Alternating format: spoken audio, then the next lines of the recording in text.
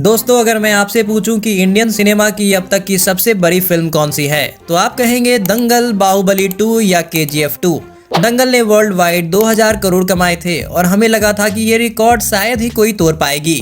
लेकिन क्या अगर आपको मैं कहूं कि भैया बॉलीवुड की एक ऐसी फिल्म बन रही है जिसके सामने ये सारे रिकॉर्ड्स बच्चे के गेम लगने वाले हैं। जी हाँ, बात हो रही है नीतीश तिवारी की रामायण की। और इस फिल्म का टारगेट 1000 या 2000 करोड़ नहीं, इस फिल्म का टारगेट है पूरे $1 बिलियन, यानी कि लगभग 8300 से 9000 करोड़ रुपए। अगर आपका दिमाग घूम गया है तो इस वीडियो को पूरा देखिए, दिमाग आपका लाइन पे आ जाने वाला है।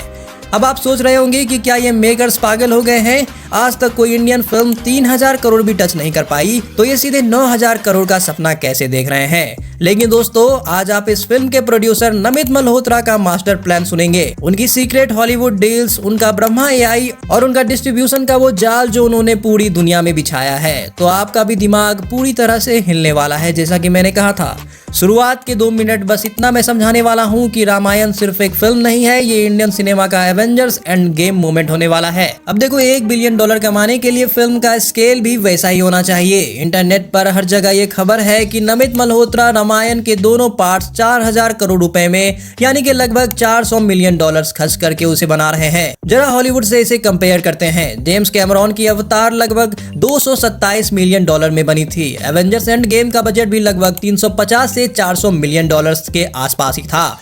और इस दोनों फिल्म ने बॉक्स ऑफिस पे लगभग $2.7 बिलियन से ज्यादा की कमाई की थी। यानी अगर रामायण का बजट हॉलीवुड के इस टाइटन्स के बराबर हो, तो भैया नमित मल्होत्रा का $1 बिलियन 9000 करोड़ का टारगेट कोई हवा में मारा गया तीर नहीं होगा।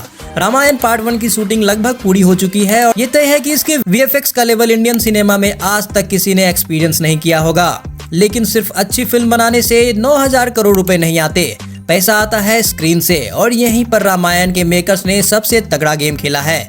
इस फिल्म को वर्ल्ड वाइड 40,000 से ज्यादा स्क्रीन पर रिलीज करने की प्लानिंग चल रही है।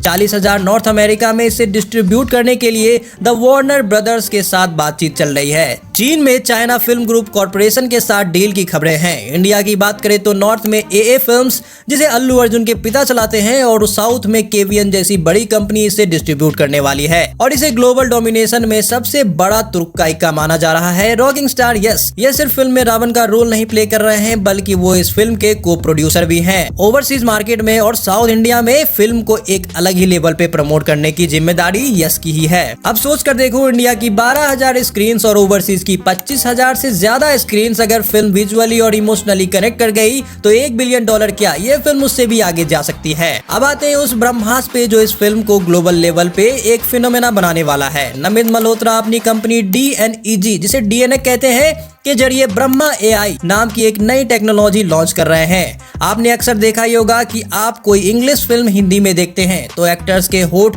कुछ और बोल रहे होते हैं और आवाज कुछ और ही आती है। रामायण में ये प्रॉब्लम हमेशा के लिए खत्म होने वाली है। ब्रह्मा AI के जरिए रामायण के एक्टर्स का 3D स्कैन लिया जा रहा है। ये कोई आम AI नहीं है, यह तकनीक फिल्म को 45 अलग अलग भाषाओं में इस तरह डब करने वाली है कि लिप सिंक 100% एक्यूरेट होने वाली है। यानी कि अगर कोई जापान में बैठा इंसान रामायण को अपनी भाषा में देखेगा तो उसे ऐसा लगेगा कि रणबीर कपूर असल में जापानीज बोल रहे हैं। ये टेक्नोलॉजी इतना ज्यादा नया है कि भैया अभी ज्यादा हाइप में है। ये टेक्नोलॉजी इतनी रेवोल्यूशनरी है कि नमित मल्होत्रा इस ब्रह्मा AI को लेके हॉलीवुड और दुनिया भर के फिल्म मेकर्स को बेचकर भी करोड़ों पैसे कमा सकते हैं। और यही उनका एक तगड़ा गेम प्लान है इस मूवी को लेके। भैया मूवी बनानी है, लेकिन उसके पीछे से अपने प्रोडक्ट्स को भी सेल करना है, ये एक बिजनेस मैन ही कर सकता है। अब सबसे बड़ा सवाल जो तुम्हारे दिमाग में आनी चाहिए कि क्या होगा अगर फिल्म 9000 करोड़ कमा नहीं पाई, तो मैं आपको बता दूं कि मेकर्स लॉस में तो किसी भी हालत में नहीं जाने वाले हैं। रिलीज से पहले ही इसके OTT, सैटेलाइट्स और म्यूजिक राइट्स की डील ऐतिहासिक होने वाली है, जिसे देख के, जिसे सुन के तुम्हें शौक लगने ही वाला है। हाल में ही कल की 2898 AD प्रभास की मूवी ने सिर्फ अपने राइट्स बेचकर ही 500 करोड़ के आसपास रिकवर कर लिए थे। रामायण का बज और स्टार कास्ट देखते हुए आराम से राइट्स बेचकर ही 900 से 1200 करोड़ रुपए इसकी रिकवरी तो होनी तय ही है। इसके अलावा मार्केटिंग लेवल ऑस्कर कैंपेनिंग जैसा होने वाला है, यानी जो लोग सिनेमा नहीं जाते उन्हें भी थिएटर तक खींच के लाना, ये भैया जिम्मेदारी है अपने मेकर साहब की। तो कुल मिलाकर बात यह है कि नीतीश तिवारी और नमित मल्होत्रा सिर्फ एक फिल्म नहीं बना रहे हैं, वो इंडियन सिनेमा का इतिहास दोबारा लिख रहे हैं। अगर उनकी ये सारी स्ट्रेटेजी काम करती है तो $1 बिलियन का ये सपना एक बहुत ही बड़ी रियलिटी बनने वाली है। आपको क्या लगता है कि रणवीर और यश की रामायण अवतार्स और एवेंजर्स के बॉक्स ऑफिस को टक्कर दे पाएगी, या आपको लगता है कि ये एक फिसड्डी मूवी आदि पुरुष जैसी बनकर रह जाएगी?